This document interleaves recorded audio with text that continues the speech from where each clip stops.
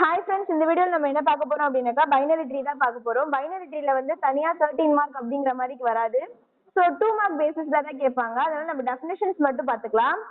So definition வந்து binary tree is a special tree data structure in which each node can have at most 2 children. பைனரினாலே என்னது 2 தானே, அதாவது ஒரு நோட்ல வந்து 2 சில்ட்ரன் இருக்கலாம், இல்ல 1 சில்ட்ரன் இருக்கலாம், இல்ல 0 சில்ட்ரன் இருக்கலாம். அதாவது வந்து பைனரி ட்ரீயோட டெஃபினேஷன். ஓகேங்களா?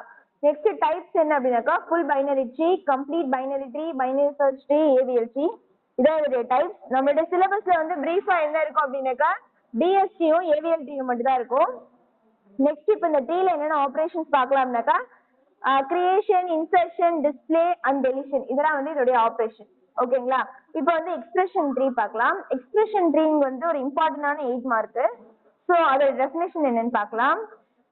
Expression tree is a binary tree in which each internal node corresponds to operator and each leaf node corresponds to operand. Okay, root தான் வந்து internal node னு சொல்றோம். So leaf node தான் வந்து operands இருக்கும்னு சொல்றோம். So rootல வந்து operator இருக்கும், leafல வந்து operands இருக்கும். So A, B அப்படிங்கிற operands வந்து இருக்கும். அதுதான் வந்து இங்க சொல்லியிருக்காங்க. ஓகேவா?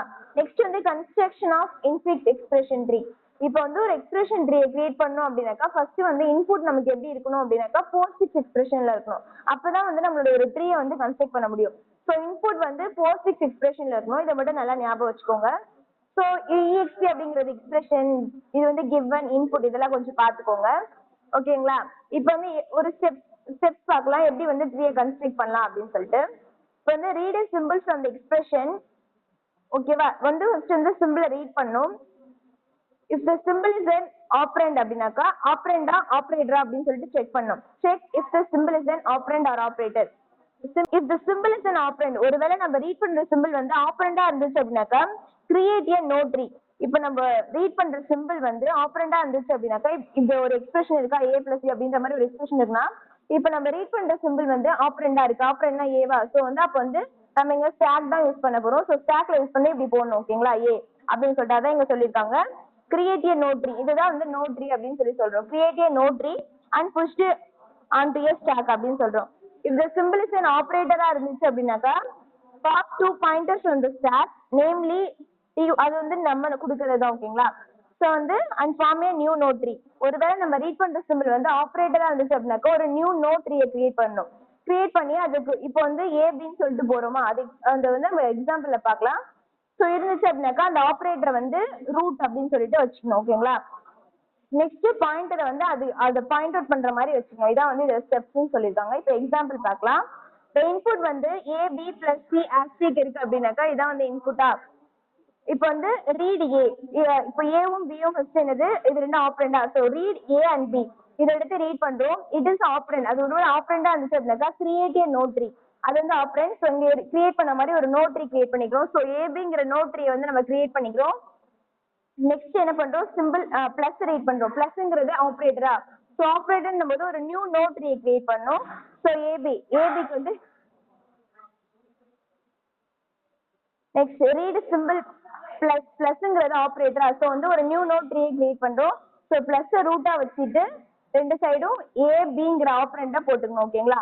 இப்போ இது இப்படிதான் இருக்கும் ஸ்டாக். ஓகேங்களா? ஸ்டாக் ரெப்ரஸன்டேஷன் இங்க போர்டல எப்படி இருக்கும்னு சொல்லிட்டு ஸோ இப்படிதான் இருக்கும். ஸோ ஃபர்ஸ்ட் ஸ்டெப்ல இப்படி இருக்கும், செகண்ட் ஸ்டெப்ல இப்படி இருக்கும். ஓகேங்களா? நெக்ஸ்ட் வந்து ரீட் சிங்கிறது ஆப்ரண்டா, ஸோ ஆப்ரண்டை ரீட் பண்ணும்போது ஃபர்ஸ்ட் நோட்ல வந்து இப்போ செகண்ட் ஸ்டெப்ல எப்படி போடுவோம் அப்படின்னாக்கா பிளஸ் ஏ பி. ஓகேவா? இப்படி போட்டிருப்போம் செகண்ட் ஸ்டெப்ல, இப்படி போட்டிருப்போமா. ஃபர்ஸ்ட் நோட் வந்து இந்த த்ரீயை கேரி பண்ணிருக்குமா, செகண்ட் நோட்ல என்ன பண்ணிருப்போம், சிங்கிறது ஆப்ரண்டா, ஸோ சிங்கிறது இப்படிதான் ரெப்ரசென்ட் பண்ணணும். இதுக்குள்ள போடுற மாதிரி ரெப்ரசென்ட் பண்ணக்கூடாது, அது வந்து தப்பு. ஓகேங்களா? இதை மாதிரி போட்டோம். நெக்ஸ்ட் வந்து லாஸ்ட் சிம்பிள் என்ன, ஆஸ்டிக். ஆஸ்டிக் என்ன பண்ண போறோம் அப்படின்னாக்கா நெக்ஸ்ட் தேர்ட் ஸ்டெப்ல பாத்தீங்க அப்படின்னாக்கா ஃபர்ஸ்ட் வந்து ஒரு ட்ரீ இருக்கா, இது ரெண்டுமே வந்து பாப் நோடு. எப்பெல்லாம் நம்ம ஆப்ரேட்டர் ரீட் பண்றோம் அப்படின்னாக்கா டாப் டூ வந்து பாப் பண்ணி ஒரு நியூ நோட கிரியேட் பண்ணும். ஸோ வந்து ஆஸ்டிக்க சென்டரா போட்டுக்கிட்டு அதோட லெஃப்ட்ல இந்த பிளஸ் ஆப்ரேட்டரையும் ரைட்ல வந்து சிஏவும் போடணும். ஓகேங்களா? சிஏ போட்டு நெக்ஸ்ட் ஆஸ் யூஷுவல் இந்த பிளஸ் கீழே வந்து ஏபி அப்படின்னு சொல்லிட்டு போடணும். இப்படிதான் வந்து ஒரு எக்ஸ்பிரஷன் ட்ரீயை வந்து எப்படி ரெப்ரசென்ட் பண்ணணும்னா இப்படிதான் ரெப்ரசென்ட் பண்ணணும். ஓகேங்களா? ஓகே, ரொம்ப ரொம்ப இம்பார்ட்டன்டான கொஸ்டின். ஸோ நல்லா பார்த்துக்கோங்க. தேங்க்ஸ் ஃபார் வாட்சிங்.